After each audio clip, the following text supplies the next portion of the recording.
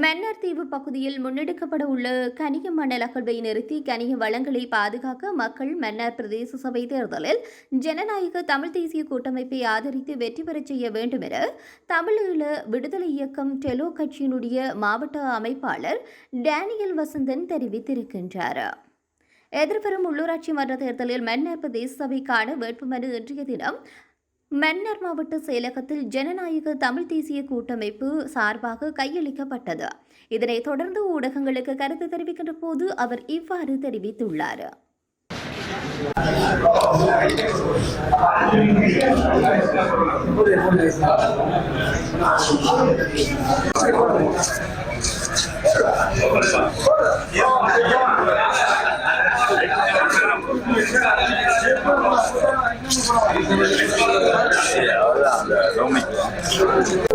வணக்கம். மன்னார் பிரதேச சபைக்கான வேட்புமனுவினை ஜனநாயக தமிழ் தேசிய கூட்டணி கையளித்திருக்கின்றது. இந்த தேர்தலிலே மன்னார் பிரதேச சபை தேர்தல் மிக முக்கியமான தேர்தலாக இருக்க போகின்றது.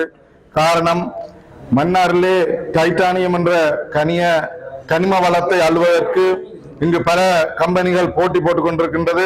இந்த தருணத்திலே பிரதேச சபை ஒன்று ஜனநாயக தமிழ் தேசிய கூட்டணியினால் பிரதேச சபை அமைக்கப்படுமானால் இந்த கனிம வளங்கள் பாதுகாக்கப்படும். எனவே இந்த தருணத்திலே மன்னார் பிரதேச மக்களிடம் நான் தாழ்மையுடன் கேட்டுக்கொள்வது, நீங்கள் ஜனநாயக தமிழ் தேசிய கூட்டணியின் சங்கு சின்னத்துக்கு வாக்களித்து எமது கனிம வளங்களை பாதுகாப்பதற்கு நீங்கள் உறுதுணையாக இருக்க வேண்டும் என இந்த தருணத்திலே கேட்டுக்கொள்கின்றேன்.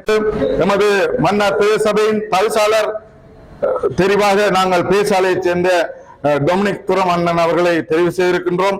எனவே அவரது தலைமையிலே இன்று ஜனநாயக தமிழ் தேசிய கூட்டணி வெற்றி பெற்று இந்த சபையை அமைக்கும் என்று நான் பெரும் நம்பிக்கையுடன் இந்த வேட்புமனுவை கையளித்திருக்கின்றேன். நன்றி.